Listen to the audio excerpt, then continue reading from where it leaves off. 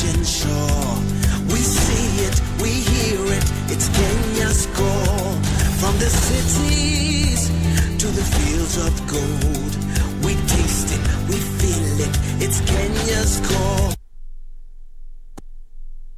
It increases your reach, not just locally and globally. The other one is the online marketplace. And here I want to talk about some of the online marketplaces that are available. You have Jumia, you have Glovo, Masoko, Kilimall, you have Uber. It's in the question to the entrepreneurs here. How many of you are actually leveraging these platforms which have a very ready customer base that give your business increased visibility? You'll find not many businesses are playing this space. Finally, as I finish, and this one is very close to my heart, is around online learning and skills development. There are three platforms that I'd like to talk about. The first one is the Google Digital Garage. Maybe by show of hands, how many have heard of the Google Digital Garage?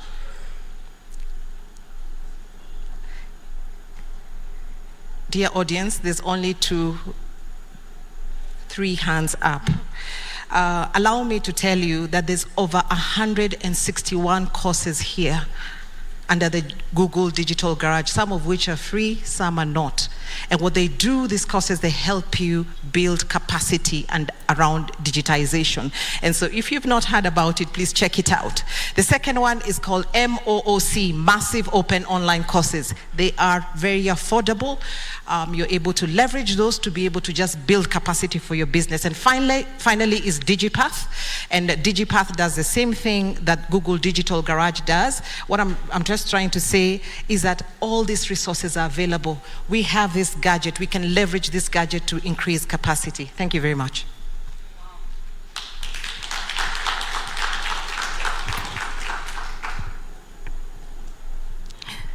Good afternoon, all. My name is Shiro Waweru Waithaka. Architects will be upset. I'm not an architect. I'm an interior architect and a carpenter. I'm setting this for context. So I trained in carpentry as well and started a factory a couple of years ago. Yes, we were focused on children and children's furniture, to be specific, because there's a huge gap not only in Kenya, but on the continent for dignified learning institutions, okay? We talk about TVET and everything, but we don't have enough qualified carpenters. Fast forward, everybody knows about the pandemic and my business closed. I had no customer.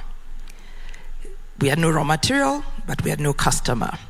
8 months later, my fundi said, they called me boss, you have to open. And I said, what are we gonna make? They said, we don't know, but we must go to work. We need the dignity of work.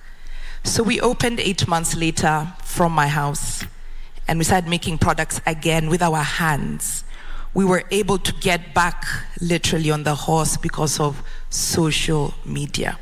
I use my phone, I take photos, and I post. For those who don't understand the power of social media, it gives you data at the click of a button. There's so much data. My dear Beth, you're the clever ones. We have data for years. Why are we still not moving the dial when it comes to women and youth? We are not mining this data. We are not using it for relevance. We are happy regurgitating the data. Our dear government, we are so happy that you're even hosting this conference. I can count maybe 2 of you who's wearing anything made by a woman. You are our largest customer. You do not buy from us. So why should we believe that policy will change this? Start consuming from us. It's the market first. You have furnished your offices, we have seen on the internet. You are wearing smart clothes, we have seen. How many women have actually genuinely benefited from being your customers? And I'm talking about manufacturing here. For us to then go to the finances, we are not bankable because we have no money, because we have no customers. In bulk, I will make 1 chair, 1 table, 1 dress. I am not bankable, and you like repeating we are unbankable. Fast forward, we want to scale. Our brand is now called Anjiro, and we're doing pretty well. What I'm wearing is designed and made by us in Kenya. We do play on a global stage in just 2 years. What is our newest challenge, dear policymakers and everybody else? We don't have the raw material. Cotton cycle is twice in a year. We can't keep talking about growing cotton. My business cannot scale beyond where I am because I actually don't have the cotton. Not because we're not good at design, not because we don't understand tech. We do. We must work together starting now as we write policy. But sometimes I wonder, I spent my day yesterday on a silkworm farm. Who knows about silkworms in Kenya? I'm now begging those things to grow in quicker than 30 days because I need the silk. If we have the silk, the women can spin it. Because my product is needed, we don't have the material. Data, technology. We have phones, yes. If you look at GSMA, they have a lot of data on the continent. How many women actually have smart phones? I had a meeting with 2 phenomenal counties yesterday, Laikipia and Nakuru, courtesy of their phenomenal women MPs. And the baskets being woven are good, but they're not good enough for an international market. We are now buying baskets from Rwanda, which is fantastic, because it's all about the Africa free trade. And I told them our vehicles pass Nakuru, they go to Malaba, into Rwanda, and bring the baskets. It's okay, but why aren't we training women on the modern colors, modern trends? They don't have smart phones. They have phones for borrowing money, which is not cheap. They have phones to check if the child has eaten, if the child has gone to school, but they don't have gadgets that educate them. I would love to educate women in any county on common trends, collections for 2024, 2025, so we can be globally competitive. Where and how do I reach these women? Good people, what are we doing? Tech is fantastic, it's an enabler. But if she doesn't have the device in her hand, it's only for borrowing money. She will forever remain disempowered because she will not scale. Thank you. Thank you very much, Shiro. No, certainly the usefulness, and I mean the power of social media and digital tools like websites cannot be understated. And I'm sure, Angie, you'll also be able to speak to that shortly. But I wanted to hear from Marianne. In preparing and building the capacities of the SMEs that you work with at Strathmore, what digital solutions, or what are some of the ICT solutions that are available for women in the majority of the agribusiness sector and the more informal economies? And if you could share with us a few success stories of women entrepreneurs who've been able to utilize your programs at Strathmore and scale their businesses. I mean, we'd love to hear that. And I'm sure Angie then can speak right directly after that onto how digital solutions have helped you scale your business. Thank you. Oh, it works. So thank you very much. I'm the director for programs at ISBI, which is the Institute for Small Business Initiatives. We are a child of the Strathmore Education Trust, together with some EU partners. And we focus on what we call a research-based approach. So I'd like to share some insights first as we go into how digitization has really supported businesses. So of course, as an institute looking at small businesses, we are interested in the financial literacy of entrepreneurs and founders of businesses here in Kenya. And we are focusing on the critical business management skills, right? When it comes to a gender lens, I think this is the place where we're one of the places that's not biased. It seems the hunger for business knowledge is equal because we have a 50-50 ratio over the 8 years that we've been in operation, training SMEs in Kenya. And also we've realized that a lot of businesses are quite informal. And this issue of informality has been mentioned already, but I'd like to bring it to perspective that informality is not just in terms of the business size, because we have businesses that are large but still informal because they do not have formal systems. You have one person managing an account of hundreds of millions of shillings, but then they still do not have systems. The business closes down if they're on holiday, and when they're back is when the businesses resume duties. So this kind of informality is also an issue that we tackle as an institute. So when it comes to some of the success stories and why we are for digitization, we came to realize that in as much as we are training in terms of critical management skills, there still is a gap because record keeping in businesses. And when I mean manual, I don't mean only book and paper, because even a spreadsheet is a manual way, right? There is an opportunity, and this gap presents the opportunity for digitization that brings out the issue of supporting analysis that will further then increase the financial literacy of the entrepreneurs. And this is an important thing because businesses become successful because of the decisions that the people at the helm of the businesses make.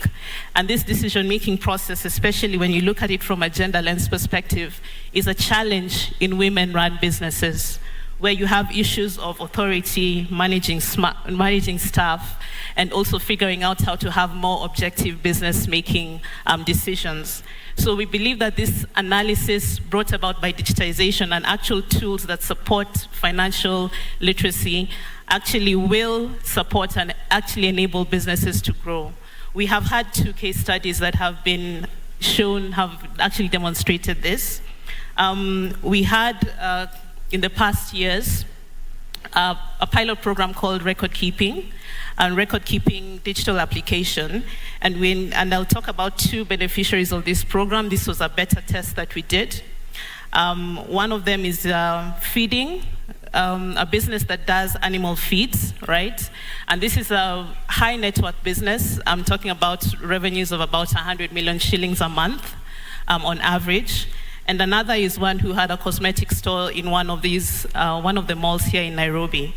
So the benefits that we saw was that in 2 main things, stock intelligence, where our cosmetics founder was able to really understand what she needs to stock and intelligently, in a short time, figure out what's working for her in her business, other than just going about it with a blanket approach, due to data insights that she was able to collect. And for our stock management case, she was able to actually understand how to restock and how to produce in time to be able to sell and be efficient in her operations, managing her costs, but at the same time being able to meet the supply and the demand from the customers. So some of the applications that we see in the space, I think, in terms of access to market and leveraging also on, for example, if you're looking at agribusiness, could be DigiFarm. Of course, this is quite popular, and other linkage tools such as Twigger and SocoFresh in the industry. But we also have other businesses or tools that are looking specifically at the micro space, such as Toko, which is homegrown, and also several operations and errands delivery tools online. But I think the biggest that has had a quite big impact is still Facebook and Instagram. And this has gone across from the micro to the corporate level. So we cannot ignore these tools.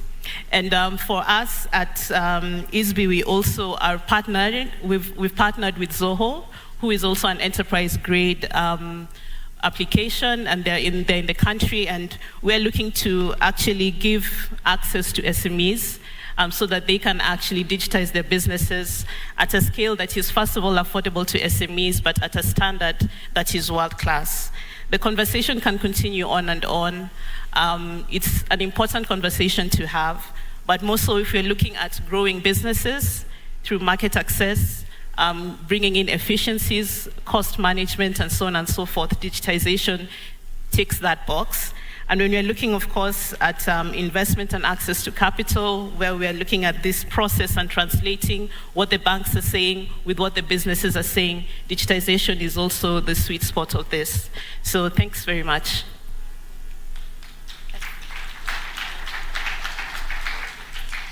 Thank you so much for having me. I'm Angela Karaoke, owner and proprietor of Angie's Closet. Angie's Closet is a retail business in the clothing industry. I'm a fashion stylist that was formed and has been operating in the digital space for the last 6 years. So digitization is a topic that is really close to my heart. It's my way of life. And just in case you're wondering why we are holding hard papers and you're talking digitization, it's because we are a sandwich generation. We've been raised the analog way, but we are adapting the digital way. So we have to balance the two, but you're learning and adapting very fast. So use of digitization in developing and improving business skills.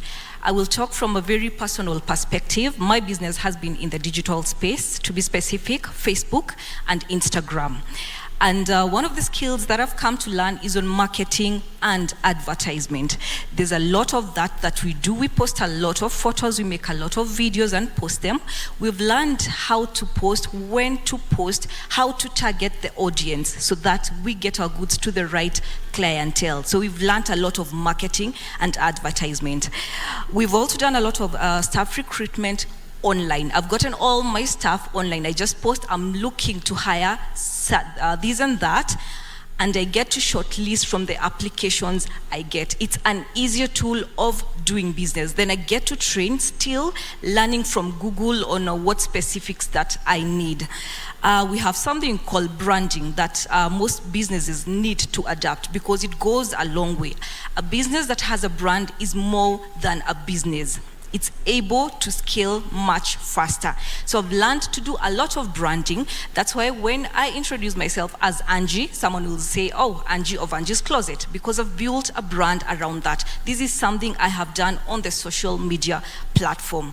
Then we have the e-commerce platforms. We have Moses who've talked about PaySoko. We have Jumia. We have websites that we're able to create just by Googling how to make a website. We are able to do all that on the digital platform. Then we can get the accounting systems, stock taking system, and other systems, which some of them are free from the internet. Some of them you have to pay, but we're able to run business easily on the business platform, on the digital platform. So digital really is a way to go when you think of business. Thank you. Thank you, Angie. Thanks, Marianne. It's definitely insightful to learn of the different tools that are available, both from programs at established institutions here, and those that are also just readily available on your phone when you switch it on, that can give you the support that you need in scaling your business, putting yourself out there, and creating long-lasting brands that, you know, carry on for life. I think my next question, I'll put it to Ms. Beth Mudhui. As we had covered, and in working together on the Wekeza Dada initiative, the lack of accessibility to financing is something that is being addressed directly by this initiative. So I wanted to ask you, how can women entrepreneurs use digitization to access financing and capital for scalability? Yeah. So first off, I speak after the previous banker. There's a lot of contention around answers. And so I'll be very careful with the way I position my answers. And that's on a very light note. Shiro said it, data, data, data. One of the ways that a digitization is able to play a crucial role in aiding women entrepreneurs to access both capital and financing is by ensuring that if you have a business, you have very clean digital records that demonstrate business performance. I'll tell you, I don't know whether I'm supposed to say this, but I'll say this. I just came from a forum just a couple of weeks ago where we were looking at future-ready technologies that should be able to serve the customer of the future. And some of the things that we're looking at is generative AI, we're looking at composability, we're looking at hyper-automation, all sorts of things.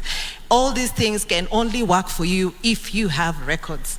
And that's where the problem is. You're a business person, you're selling, you're receiving cash, you're receiving money through M-Pesa, you're receiving money through so many other platforms, but the banker is not able to see this. So the first thing is to ensure that you're able to have proper bookkeeping. And I will engage with you, Strathmore, just to see how we can be able to pass this message as strongly as possible to our customers, because the bank of the future, this is what they will leverage.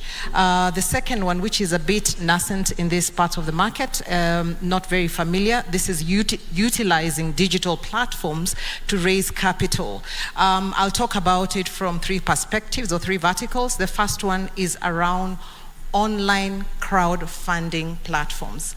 And so those are not very familiar, but they exist, and those who know about them, they're leveraging them.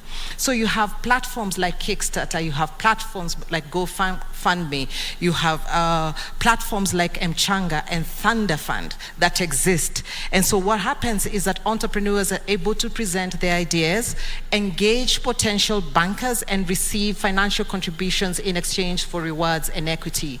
A local example, I think it was mentioned earlier, is the Soko jewelry brand in Kenya that use the Kickstarter platform to fund their ethical and sustainable jewelry business. And so why am I saying this? Information sometimes I find is a gap. When we're talking about scaling business, you need to know where to find the information, how to use that information to be able to grow your business. We all know about digital lending platforms. Banks are also there. As I mentioned, you need records for banks to be able to on-lend you. You also have online investment networks. So these are virtual investment networks and platforms that connect women entrepreneurs with angel investors, with venture capitalists, and obviously impact investors. One example that I have in mind is She Leads Africa, which is a platform that connects African women entrepreneurs with investors. And so my clarion call to the audience is to know where to find this information. And once you find it, see how you can be able to leverage it to grow your business. Thank you. Thank you, Shiro. And Marianne, just very quickly on from that, how can digitization or the inclusion of digitization in a business model also, enable a company to access funding from investors? Is that something that is typically done, or is that something that you've seen success with? Well, to pick up from what Beth says, am I here? It's very critical to understand where the world, not only where the world is, but where the world is going. And not having digital records excludes you clearly from the general economy. So, when we talk about this translation of the language between how the SME is talking and how the bank is talking, digitization can definitely create that intermediary, and digital records can create that level playing field where the entrepreneur really understands what they need to accomplish, and the bank also understands what the entrepreneur is actually doing. But this data needs to be reliable, and this is where the digital tools come in, right? And there are various opportunities. This has already been mentioned in terms of standardizing credit scores. I think it's a loose term if you think about it theoretically, but when it comes to actually SMEs understanding what's happening, we need to bring it to a level where we contextualize what's really happening in our SME businesses and what we're trying to actually implement when it comes to credit scoring. So for me, this digitization is clearly the shortest, most efficient way where we can leverage on tools and technologies, as has already been mentioned, AI, and this is not something that every entrepreneur needs to learn. These are things that work in the background, but then if you're looking at bookkeeping applications, point of sale systems, and so on and so forth, that actually contextualize to the statutory requirements and to our legal networks here, our legal expectations here for businesses in Kenya, then it makes sense. And it's the quickest way to reach the most businesses, and it also creates the opportunity for growth. I'd like to really just talk about one other thing, again, from academia. Maybe some people may think that we want everyone to learn how to be an accountant, but that's far from the truth. We understand that there's a share of, and we recognize that new competence is required for digitization, and which is what is the biggest barrier to entry for SMEs within the digital space. However, in as much as this new competence is demanded, the opportunity is so huge that it supersedes non-participation, right? So in the same way, we all learned how to use M-Pesa, right? We all know how to make a phone call, and most of us know how to chat on WhatsApp, just to mention. These things are reachable within our reach, and mobility and mobile technologies and internet access, mobile internet access, creates this platform to enable all the digital players to come in to give access to the SMEs. So again, the opportunity is there to kind of have that common ground of the language that the financiers understand, but also to be able to understand what's really happening within our SME businesses. And digitization really is the solution. Thank you. Thanks, Marianne. Shiro, if I could come back to you, and just really interestingly, hearing the story of Anjiru and how you were able to stay afloat during COVID, and give the workers something to come to every day and really enhance their standard of living through one of the most uncertain times that we've faced as a globe. How can women-owned businesses, and particularly yours, or how have you ensured inclusivity and diversity in the digital strategies that you've implemented, and the decision-making processes as well internally, how you've been able to use digital tools in doing so?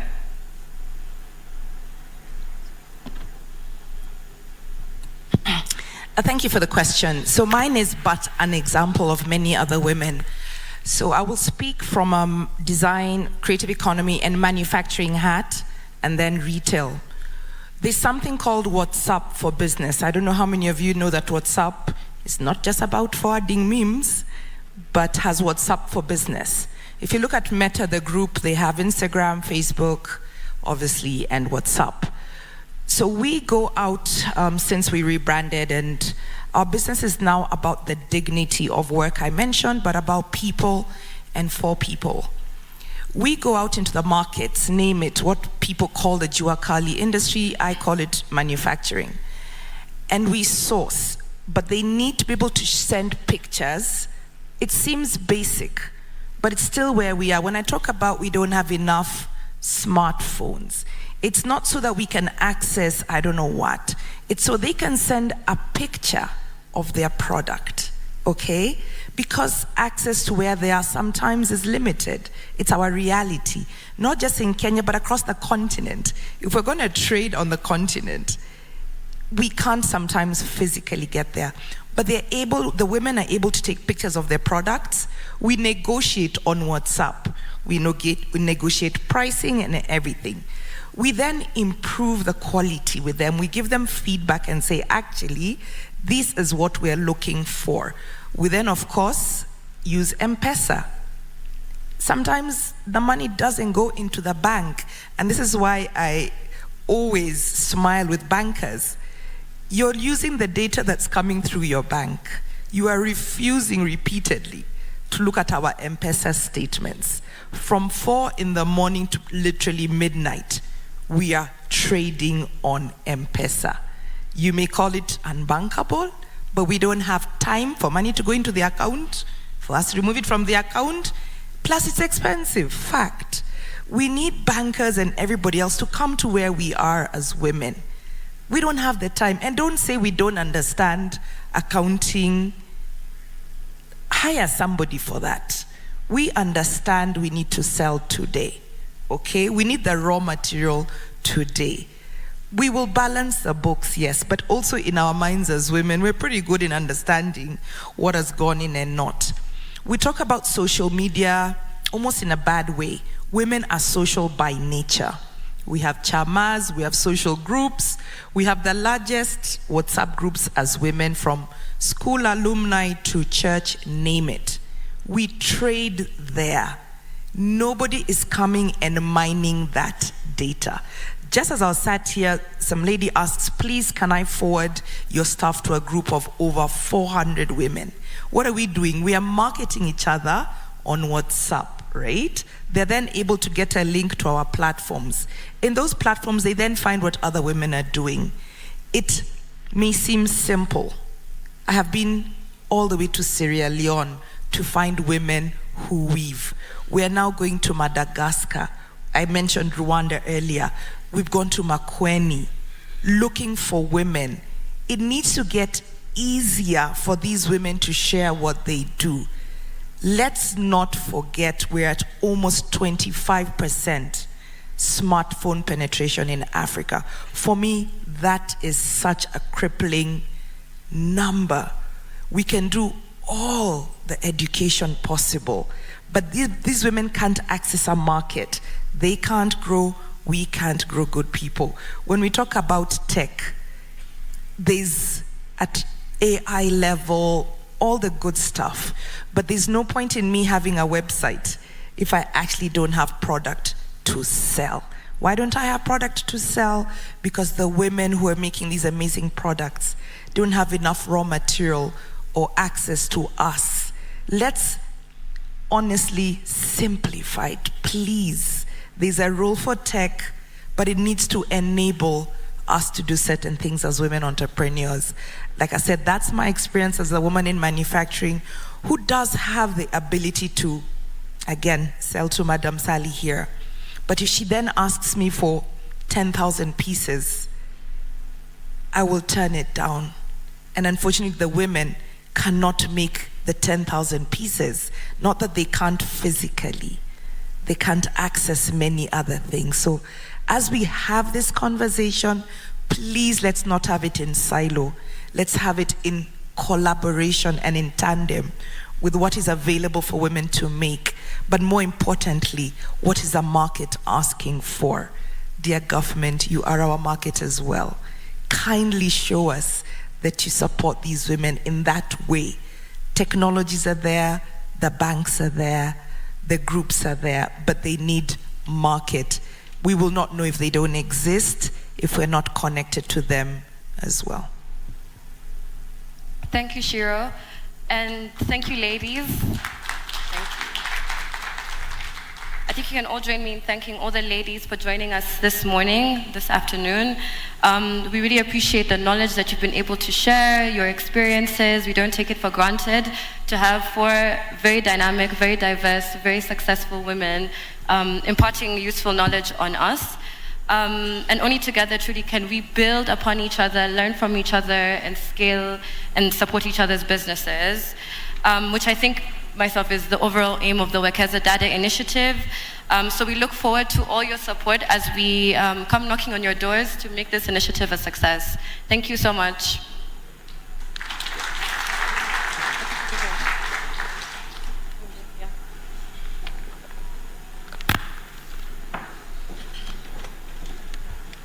All right, thank you so much, Catherine, and thank you so much to all our panelists who absolutely gave us deep insight on that particular conversation. And let me just say the fashion that was right here, the shoe game, my goodness. But anyway, we need to proceed to the unveiling of Wekeza Dada. And for that particular part of this event, allow me to welcome my sister from TV47, who's also a Gen Z. A huge round of applause for Flora Lemuki.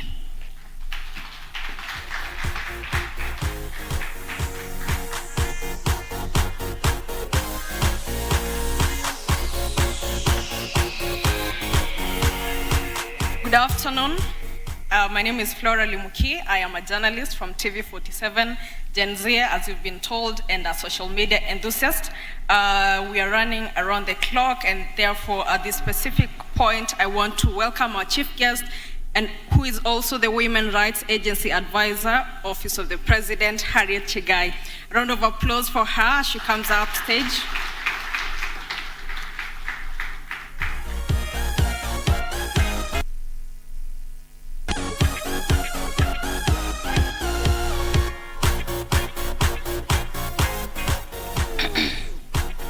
Wow, don't we all feel knowledgeable today?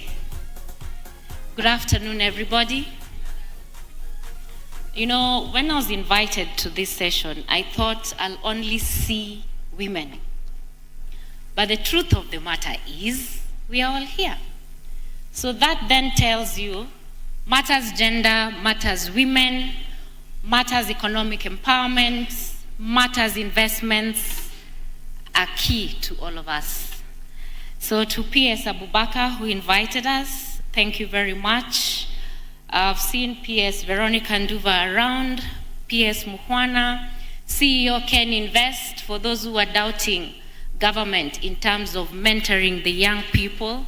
She's a true definition of the young within the executive banner.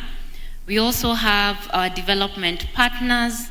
I have also seen the chair of Ken Invest is here, the board of directors, and my good friend, Governor Sang, all the way from Nandi County. Ladies and gentlemen, once I had this discussion with my governor and I told him, women need to be economically empowered, and we need to move the discussion from women economic empowerment to women economic empowerment and investment. He told me, but women are the rich ones. You're the ones with the money. And I said, no. The data that we have says it differently.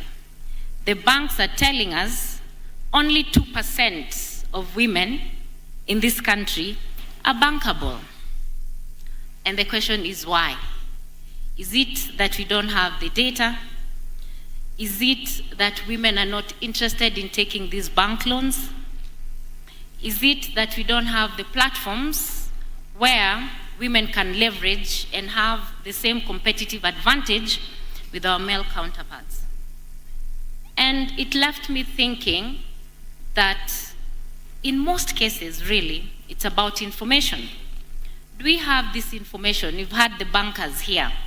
They've talked about their forums and the activities and the plans they have and put in place for women or for the affirmative action. And the question I've always asked the banks, who is sitting with this information? Where is this information? How many know?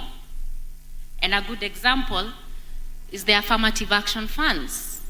I'm glad to see SBM here, but I would have loved to see all the banks in this hall. We have about 5 banks that have signed into the AFAWA, or rather the ADB Bank Affirmative Action Fund. And we are talking about $5 billion bank guarantee for MSMEs. I was hoping the PS will be here. But who knows that these funds are there? How have we retooled and created platforms for women to access these funds? And for the government, as always, the government is willing to support and put in place all measures that will ensure that women MSMEs are leveraged. So I'm honored to join you this morning for the 3rd Kenya International Investment Conference. Wekeza Dada initiative and its team's leadership is to be commended for convening such a monumental conference, bringing the attention of the world to a path-breaking pursuit to advance the role of digitization in enhancing inclusion of women in trade and investment. I am confident that the deliberations and content that has emerged and will emerge at this conference will go a long way in promoting women inclusivity in entrepreneurship, employment, education, financial services, agriculture, digital innovations, and climate action. It is certain that a fruitful dialogue among stakeholders, academia, industry experts, bankers, government, and other key supporters of technology in enhancing women in trade and investment and entrepreneurship. I am delighted because this conference speaks to all the women who have tilled the fields and grown crops to feed the people and export others. Those who have toiled in tea plucking, textile and garment, in ICT, within the executive offices, and those who are in retail services, better still known as Mama Mboga, or a part of the web of micro, small, medium, and macro entrepreneurs, because it is out of their collective or singular efforts that the country's economy has gained so much. we must recognize micro, small, and medium-sized enterprises are a major driver of most economies, particularly those in developing countries. Women-led innovations and technology entrepreneurship aligns with the need for diversity in the tech and for more opportunities for women to develop their entrepreneurial and leadership excellence. These initiatives focus on immersive learning, mentorship and coaching, building and growing Africa's next iconic startups, taking on the continent's most relevant challenges and opportunities with the support of seed capital. In Kenya, the results of the 2019 Fin Access Household Survey revealed formal financial inclusion has risen to about 82.9%, up from 26.7% in 2006, while complete exclusion has narrowed to 11% from 41.3% in 2006, and thanks to the mobile money. The 2021 survey assessed that formal financial inclusion, as measured by the access dimension, expanded to 83.7% in 2021 from 82.9% in 2019. This is a great feat. Since the launch of M-Pesa in March 2007, there has been a remarkable progress towards ensuring that all Kenyans, women included, regardless of their social or economic status, are financially included. Financial technology deployed by fintech companies has been a fundamental tool in enhancing significant financial inclusion, mainly to unbanked women with small businesses and Kenyans who have been left out of formal financial economy. By leveraging alternative forms of data for underwriting, there has been key advancements towards democratizing access to credit through initiative and programs like the Hustler Fund to the Kenyan women. Everybody will ask why the Hustler Fund, and I think this is a question that we all need to answer. The Hustler Fund has removed the barriers that most women have when it comes to borrowing.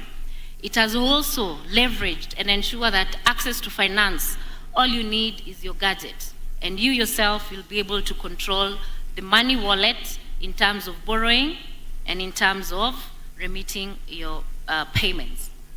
Agenda 2063 of the African Union is founded on the conviction that the people of Africa are the architects of the continent's sustainable development and are therefore essential to achieving it. It further recognizes the important role of women in that regard. Indeed, Aspiration 6 of Agenda 2063 seeks to create a prosperous Africa whose development is people-driven, relying on the potential offered by African people, especially its women and youth. As we collectively work towards implementing the African Continental Free Trade Area, we have the potential to unlock the 1.28 billion market in Africa, thereby creating an enabling environment for women entrepreneurs to expand their businesses, forge new partnerships, and access regional and international markets. The African Continental Free Trade Area, with its emphasis on inclusivity and women's economic empowerment, and let us add investment, can serve as a catalyst for fostering sustainable, inclusive growth across our continent. This conference is a pivotal event that marks a significant milestone in our collective pursuit of economic growth and prosperity for women in Africa. We all know that numbers don't lie. I have reflected on the significant statistics that highlight the increasing involvement of women in trade across Africa and beyond. Over the past decade, we have witnessed a remarkable transformation with women-owned businesses representing a substantial portion of the continent trade sector. According to recent data, women entrepreneurs make up to nearly 40% of Africa's business owners, and their contribution to GDP is estimated to about $20 billion by annually. Women constitute a substantive portion of the African workforce, with over 50% engaged in various economic activity. The question is, how do we position women-owned businesses? How do we make them access funds? How is it then, and how can they retail, and how can they be trained or coached on financial literacy for them to be able to leverage not only to do business, but how they expense their finances as well? Ladies and gentlemen, as government, we continue to focus on the development of the ICT sector through ensuring we have in place enabling policy, legislative and institutional framework, investments in reliable and accessible of ICT's infrastructure by promoting the growth and development of the sector through continuous skills development and capacity building. We must get women into the fintech space. Currently, we are within the e-mobility discussions, the cryptocurrency, artificial intelligence. Where are the women? How have we positioned women and their businesses to leverage and fit into these spaces?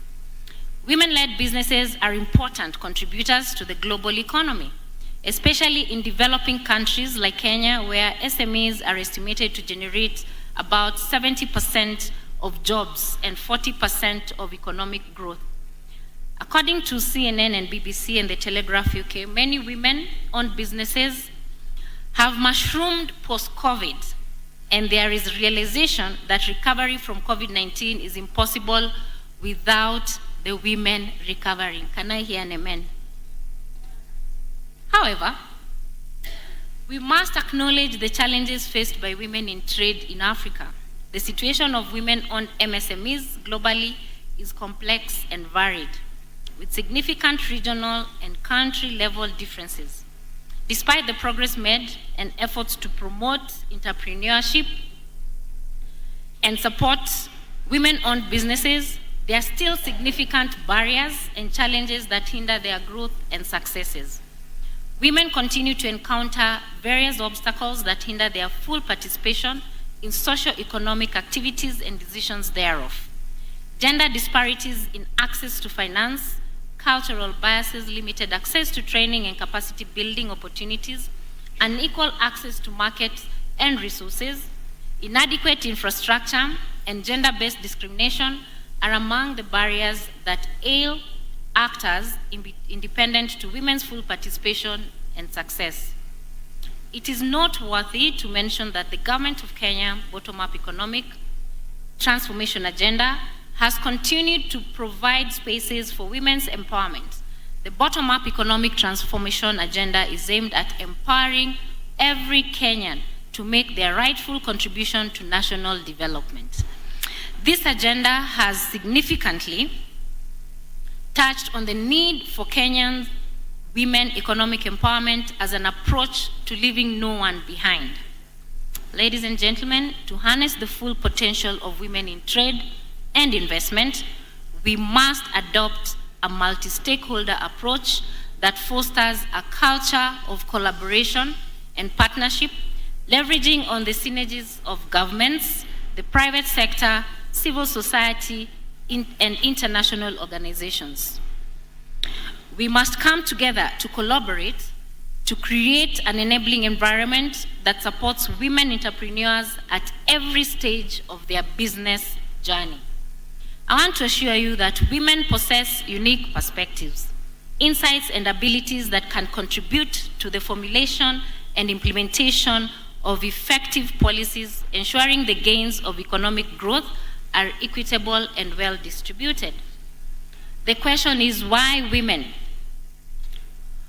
World over, it is known that if you place money and knowledge in the women's hands, we shall have solved many societal problems. And when we talk about women, we also talk about our children. And when we talk about our children, we are talking of both boys and girls. So women as the basket of warmth and hope is the reason as to why we are saying, let us build this front and encourage as many women as possible, empower as many as possible, so that we can solve societal problems. I also encourage us to take advantage of the platforms offered by this conference to emerge with concrete actions with clear indicators of success. I believe that together we can create a digital world of which we are proud to be part of, a place where all people are safe, secure, and most importantly, equal. The government of Kenya has signed the intent with World Economic Forum to leverage and put in place the Gender Accelerator on MSMEs. What that means is that it is time for all stakeholders to put their hands together and come up with possible monitoring and evaluation tools that can encourage women investments, that can encourage for us to have a gendered-based data, for us to track the kind of traction we are making. We must embrace technology. We must be very disruptive and at the same time, very attractive. We must be deliberate to make the changes that we want. We must accelerate our programs and ensure that even as we have these discussions, it doesn't end here. Even as we put policies in place, can we translate the policies into law? As we live here today, let us be the agents of change to advocate for policies that protect the women's spaces and dismantle the barriers that hinder women's progress across sectors. Let us remember the words of Professor Wangari Maathai. In the course of history, there comes a time when humanity is called to shift to a new level of consciousness. Today we stand at that threshold, ready to embrace a new area of unlocking inclusive and sustainable trade and investments in Africa, with women at the forefront of international investments. Thank you very much.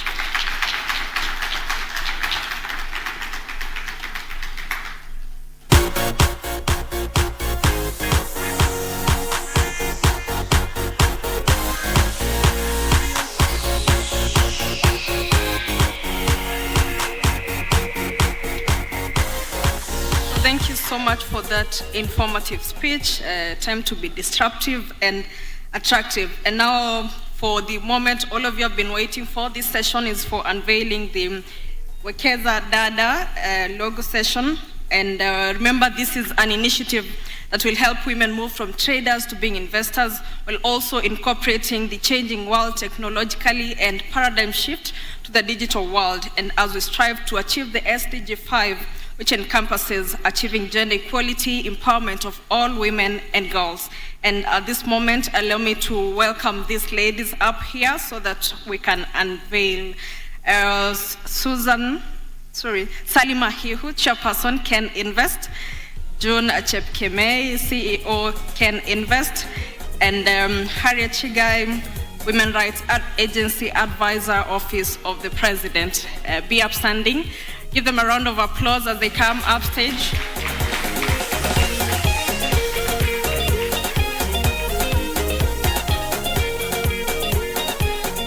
And now, ladies and gentlemen, this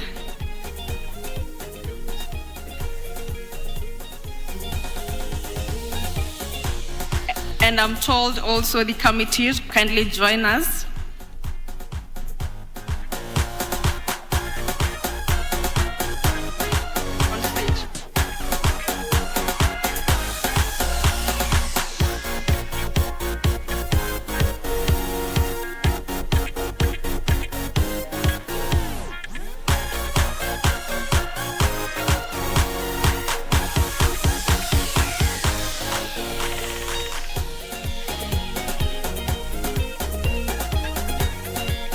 So, ladies and gentlemen, I think it's best if we stand so that even as the DJ gives us that number, we're able to dance while at it.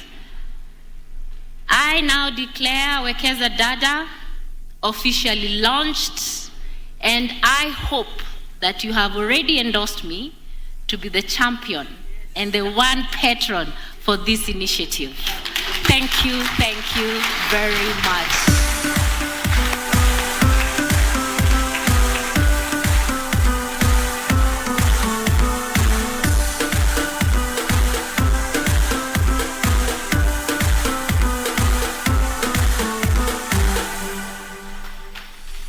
When I was a little girl, my grandma told me that I could be just anything that I wanted to.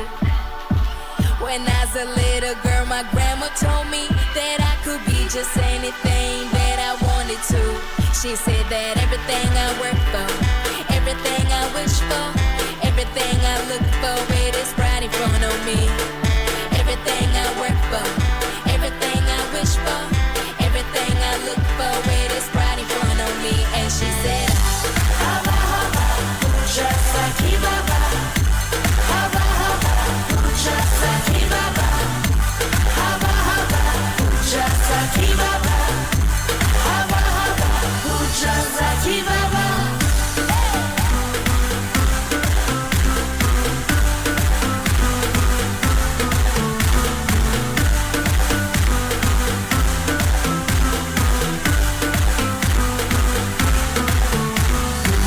When I was a little girl, my grandma told me that it's the little things in life that's gonna make me happy. When I was a little girl, my grandma told me that it's the little things in life that's gonna make me happy. She said that little by little, feel something precious. Don't ever give up, keep on moving. Little by little, feel something precious. Don't ever give up, keep on moving. Haba haba, ujasaki baba. Haba haba, ujasaki baba. And this historical day, the 30th day of May 2023, Wekeza Dada is up and running. And remember, the future is digital, and it's time for us women to take up the space. At this juncture, thank you so much. This session comes to an end at this point. I've been your host for this session, Flora Limuki. And it's my absolute honor to now invite Miano Mushiri to take us through the next session.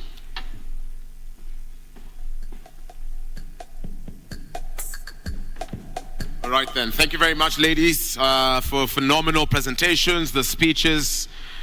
We do say life without women, we have no idea what we would be. Now for the last session that we're going to have, and please can we walk through this as quick as we can. I'm going to give you gentlemen and speakers half an hour. It is going to be about the counties as new frontiers of investment, and this will be led by none other one of my colleagues and KBC presenter, John Jacob Curia. Please put your hands together for him. Thank you.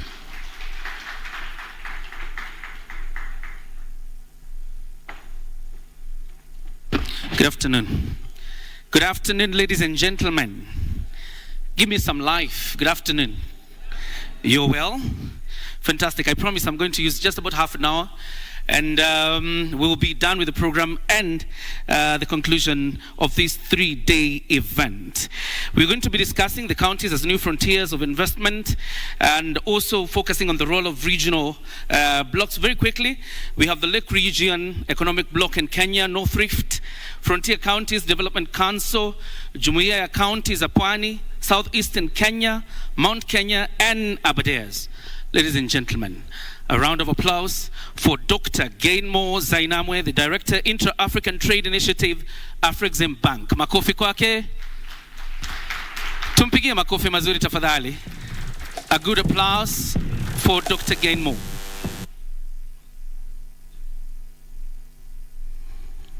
Karibu.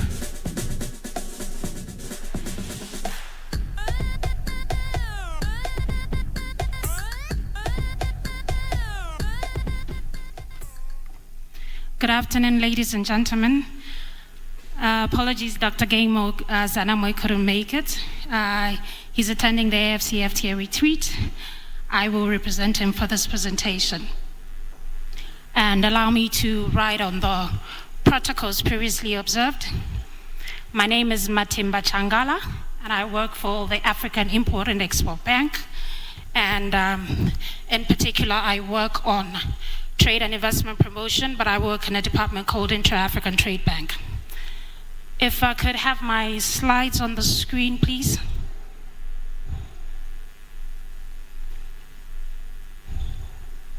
Okay, while the slides come up, I'll start with the presentation. I'm conscious that we have got limited time. So, Africa Import and Export Bank is a multilateral Pan-African institution We are headquartered in Cairo, Egypt. We've got 5 regional branches. We've got a branch that is servicing the East African community in Uganda. We have an office in Harare for Southern Africa. We have an office in Cameroon, an office in Abuja, and an office in Ivory Coast to service the Francophone West Africa. We are a wholly owned bank by the African governments. Our major shareholders are African governments, so we are a bank that is truly African. It's owned by all of us as Africans. And we have currently about 52 members on the African continent. So all the African governments are members of this bank, with the exception of 2. That is, we're yet to get Somalia. We're almost getting Somalia to be a member of the bank, as well as Libya. Those are the only 2 countries that are not yet members of the bank. So as a bank, our focus in terms of our strategic focus for the next 5 years is really on promoting intra-African trade and AFCFTA implementation. This we consider the arrowhead of our strategy and the major reason for our existence. So we have a very strategic relationship with the AFCFTA Secretariat. Basically, we identify what are the challenges to trade, and we develop products and services that are aimed at addressing the challenges to doing trade within the African continent. In addition to that, we also have the mandate, or we are focusing on industrialization and export development. With the focus on intra-Africa trade, we generally define intra-Africa trade as trade amongst and between African countries, but we've extended that definition to include SMEs, to include the African diaspora, because we understand the importance of the African diaspora in terms of their contribution to bringing in remittances, investments, and their potential to invest in and trade with the African continent. And to support intra-African trade, we have a number of facilities, financing facilities that the bank has developed to support intra-African trade and ensure that we are trading more as Africans and doing more business on the trade and investment angle in Africa. So just to highlight some of those financing instruments, we have a lot of them, but I'll highlight the ones that are relevant. Especially, I know that this session is for the county governments, so we tried and tailored our presentation to the products and services that will be most beneficial to them. So we have a facility that we call a global facility. Now, this is a facility where we've identified some of the big multinationals on the African continent, and we have a dedicated funding for them. And the rationale is that we would like to increase what we call African direct investment, African companies investing in fellow African countries. And the reason we're supporting that is we know that African direct investment has a dual benefit to Africa, from the source country as well as the recipient country. And just to highlight that, as part of our partnership with Ken Invest, we worked with them to bring some of our intra-African champions, those multinational companies whom we have a relationship with, to bring them to this conference and explore the investment opportunities that are in Kenya and of course that are available in the counties. We have an investment finance facility, which is basically a facility that we offer to investors that are looking to invest on the African continent. So we have a dedicated facility for that. And then we offer guarantees as well. And also we offer contracting related guarantees. We have, maybe just to highlight, we also have other finance facilities that are related to marine facilities, fleet facilities, basically trying to promote logistics and transportation of goods and services across the African continent.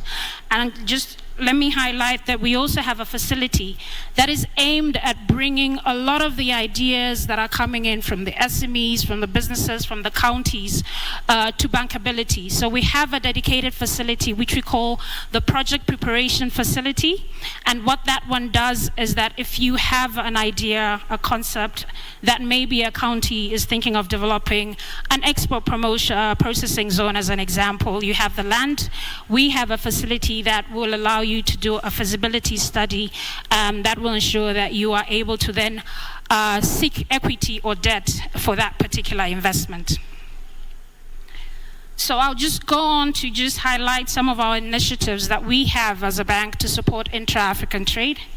And also to highlight one of the major reasons we are part of this session is that we have a dedicated network. We felt that there was a need to tap into the African sub-sovereign governments, the African countries that have devolved powers, such as Kenya, which has a county governance system, to try and develop a product that is specifically aimed at trying to encourage trade and investment in those particular counties.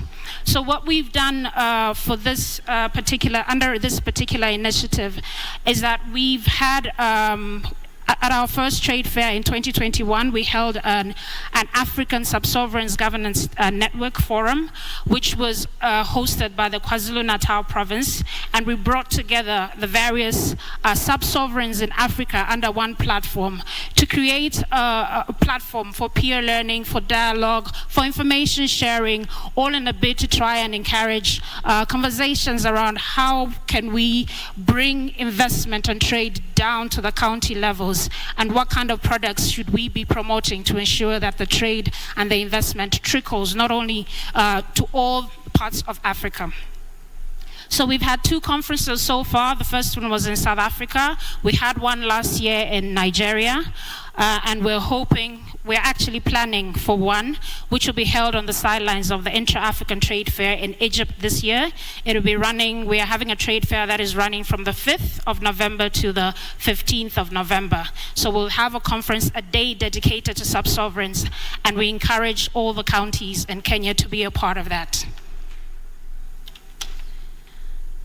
Also allow me to highlight that we felt as a bank that a lot of African companies were not participating in the contracts that were happening on the continent.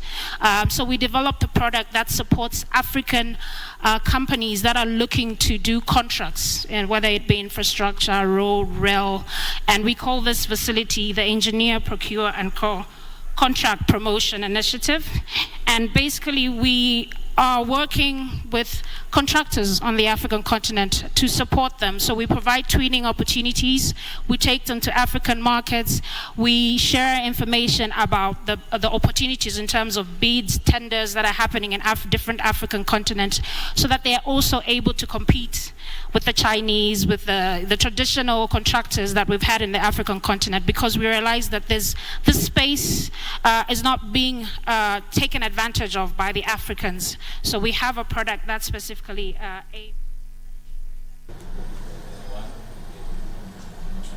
That is our very own John Jacob Kioria talking about counties as the new frontiers for trade. We are still at the Kenya International Investment Conference, which was running from the 29th. Now it is the 31st of May. We have had a very nice 3 days where various businesses have been conversing. Private sector players from all over the continent have been here. 100 of the biggest companies in Africa, 54 trade ministers, and 2,000 delegates. Of course, there was also the session for Wekeza Dada, where a lot of women who are in investment and trade were talking about how they're going to expand their businesses, and they were networking, and they were thinking about how they can connect with businesses not only in the African continent but also out throughout the globe.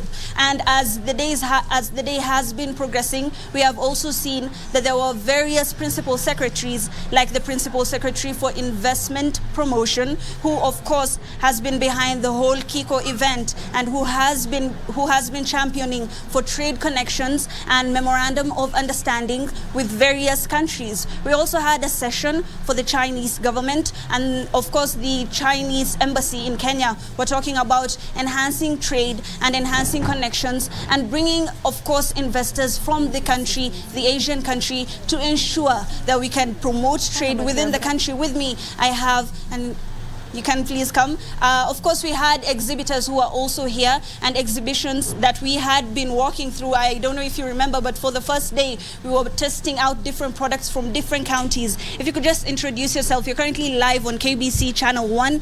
What business do you represent? What exactly did you bring to Kiko to 2023? My name is David, and I'm the team leader of Crown Eagle Safaris. And we are right here, and we were trying to market. Kenya has a destination whereby we are trying to market big on MICE travel so that we can get people coming in and, of course, doing conferences right here in this country of ours. That is just apart from doing, of course, safaris. As you understand, Kenya is a one-stop shop whereby we have a lot of stuff to, just to showcase to the country. And, of course, now people who want to do their meetings, their conferences, we are telling them that Kenya is the best place to come and, of course, do their MICE travels. The Cabinet Secretary for Tourism, Penina Malonza, was here yesterday. She was talking about investing in niche sectors to bring in people, about MICE, about, conferences, how we can, of course, use that to drive in investments. What, as a player in the tourism sector, are you doing to take advantage of that? Of course, yes, we are very much prepared in a way that apart from just bringing them here just for their MICE travels, we are also giving them like add-ons, whereby just after they have done their, let's say, their meetings and conferences, we can still give them like other packages like going to Masai Mara, Amboseli, Samburu, and of course our Kenyan coast. So that is what we are trying to, impress and of course now push hard so that we can get more numbers coming in just for the MICE and of course the safari.